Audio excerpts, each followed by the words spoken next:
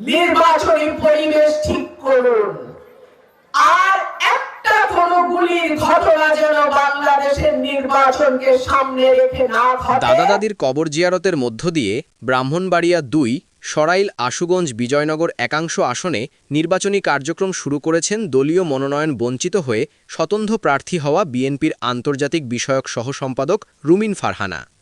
বৃহস্পতিবার বিকালে বিজয়নগর উপজেলার বুধন্তি ইউনিয়নের ইসলামপুর গ্রামে দাদা দাদির কবর জিয়ারত করে তিনি নির্বাচনী কার্যক্রম শুরু করেন। রুমিন ফারহানার দাদা দাদি ইসলামপুর গ্রামের বাসিন্দা হলেও তিনি সরাইল উপজেলার শাহবাজপুর গ্রামের বাসিন্দা।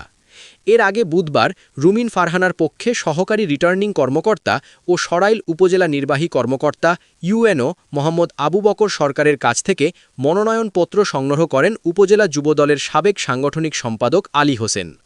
ব্রাহ্মণবাড়িয়া ২ আসনে জোটের শরিক জমিয়েতে উলামায়ে ইসলাম বাংলাদেশের কেন্দ্রীয় সহসভাপতি মাওলানা জুনায়েদ আল হাবিবকে জোটের প্রার্থী ঘোষণা করেছে বিএনপি। তার পক্ষে গত সোমবার মনোনয়নপত্র সংগ্রহ করা হয়েছে। তিনি দলীয় প্রতীক খেজুর গাছ নিয়ে নির্বাচন করবেন। রুমিন ফারহানা বলেন, আমি আজকে গ্রামের বাড়িতে দাদা দাদির কবর জিয়ারতের মধ্য দিয়ে নির্বাচনী কার্যক্রম শুরু করলাম। আমি ১৭ বছর অন্যায়ের বিরুদ্ধে যুদ্ধ করেছি। ১৭ বছর দেশের মানুষের অধিকারের পক্ষে লড়াই করেছি। আমি এলাকার এবং দেশের মানুষের দোয়া চাই। আমি নির্বাচন চালিয়ে যাব। স্বতন্ত্র প্রার্থী হিসেবে আমার প্রতীক হাঁস হওয়ার সম্ভাবনা আছে। ১৯৭৩ সালের প্রথম জাতীয় সংসদ নির্বাচনে এখানে স্বতন্ত্র প্রার্থী হয়েছিলেন রুমিন ফারহানার বাবা ভাষা সংগ্রামী অলি আহাদ।